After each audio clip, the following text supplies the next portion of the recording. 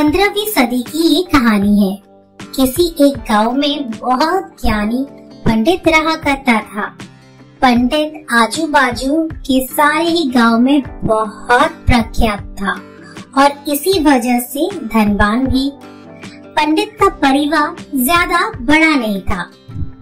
पंडित अपनी पत्नी के साथ अपने बहुत बड़े घर में अकेला रहता था, क्योंकि पंडित को कोई बेटा था नहीं और एक बेटी थी जिसका विवाह पास के गांव वाले एक श्रीमंत लड़के से हो चुका था।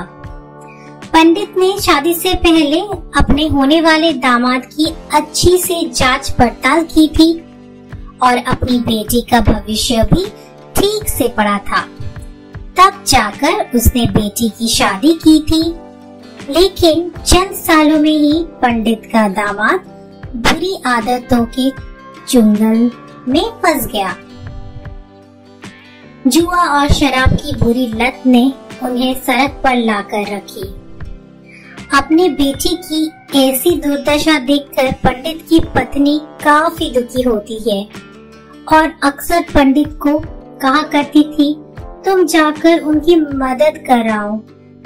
पंडित हमेशा अपनी बीवी को ये कहकर उनकी मदद करने के लिए मना कर देता था कि अभी कुछ समय तक उनका बुरा वक्त चलना है। हम चाहे कितने ही कोशिश कर ले, जो उनके नसीब में नहीं है वे उन्हें नहीं मिल पाएगा। पंडित की ऐसी बातों से उनकी पत्नी काफी दुखी हो जाया करती थी और मन ही मन सोचती थी कि कैसा स्वार्थ पति है, अपनी बेटी को इतने कष्ट में देखकर भी उसकी मदद करने के लिए मना करता है। आखिर भगवान ने जो इतना सारा धन धान्य दिया है उसका क्या करेंगे? हमें कोई और औलाद भी तो है नहीं, ले देकर एक यही बेटी है और उसके लिए भी कुछ नहीं करेंगे तो किसके लिए करेंगे? पंडित ऐसा नहीं सोचता था।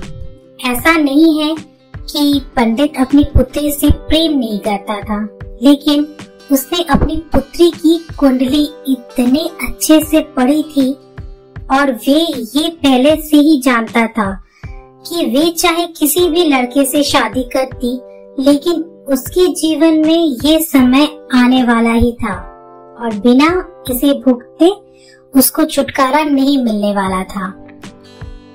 एक दिन खाने पीने के लिए भी मोहताज हो चुके पंडित की बेटी और दामाद उसके घर पर आए। पंडित ने और उसकी बीवी ने दोनों का खूब आदर सत्कार किया और खूब अच्छा खाना खिलाया। बेटी और दामाद की पंडित से सहायता मांगने की हिम्मत ना हुई, इसलिए वे बिना बोले ही वापस अपने घर को लौटने लगे। लेकिन माँ तो माँ होती है। पंडित टाइम से रहा नहीं गया और बिना पंडित की इजाजत के उसने चोरी छुपे बूंदी के लड्डू बनाकर उसमें सोने के सिक्के रख दिए और बेटी और दामाद को दे दिए, ताकि बेटी और दामाद की कुछ आर्थिक सहायता हो सके। पंडिताएं ये भी जान गई थी कि बेटी और दामाद शर्म के मारे उनसे मदद नहीं मांग रहे थे, इसलिए उसने बेटी और दामाद को भी लड्डुओं में छिपे सिक्कों के बारे में कुछ नहीं बताया। जाहिर सी बात है कि जब वो लोग घर पर जाकर लड्डू खाएंगे तो उन्हें उसमें सोने के सिक्के मिल जाएंगे। इस तरह बिना उनके मांगे ही उन तक मदद पहुंच जाएगी। सोचकर पंडिताई मन ही मन अपने बेटी की मदद करने के लिए खुश होने लगी।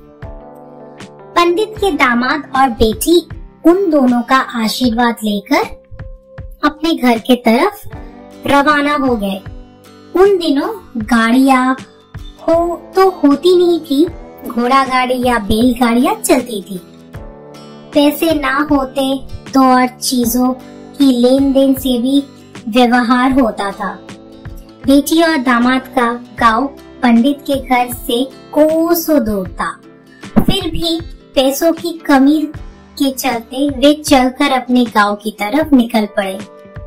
थोड़े दूर ही चल रहे थे कि पंडित की बेटी के पैर में मोच आ गई और अब उसको चलना भी मुश्किल हो गया।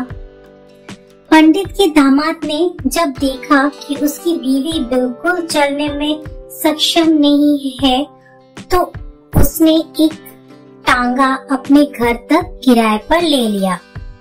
दोनों पति पत्नी टांगे में बैठकर घर तक पहुंच गए, लेकिन टांगे वाले को देने के लिए उनके पास पैसे थे नहीं। इसलिए पंडिताइन ने जो बूंदी के लड्डू उन्हें दिए थे वही किराए के तौर पर उस टांगे वाले को दे दिए। टांगे वाला बूंदी के लड्डू को लेकर वहाँ से चला गया। टांगे वाला अपने घर की तरफ जा ही रहा था, तब उसे एक हलवाई की दुकान दिखी। उसने सोचा कि थोड़े से बूंदी के लड्डुओं से मेरे घर के लोगों का पेट थोड़ी भरने वाला है। इससे अच्छा है मैं इन बूंदी के लड्डुओं को बेचकर उनसे कुछ चावल खरीद लेता हूँ। टांगे वाले ने बूंदी के लड्डू हलवाई को बेच दिए। जिस गांव में वे हलवाई रहता था, उसी गांव में एक आदमी ने अपने घर पर पूजा रखी थी और उसी पंडित को उस पूजा के लिए बुलवाया था। पूजा में लगने वाला प्रसाद के लिए उस आदमी ने उसी हलवाई से बूंदी के लड्डू लिए जहाँ पर उस टांगे वाले ने बेचे थे। हलवाई ने भी उस आदमी को टांगे वाले से खरीदे हुए लड्डू ही पहले दिए ताकि वे खराब ना हो जाए, क्योंकि वे नहीं जानता था ये लड्डू कब बने हैं। पूजा खत्म होने पर दक्षिणा और बूंदी के लड्डू लेकर जब पंडित अपने घर आया और खाना खाने बैठा, तो प्रसाद में लाए बूंदी के लड्डू खाते वक्त लड्डू से सोने का सिक्का निकला।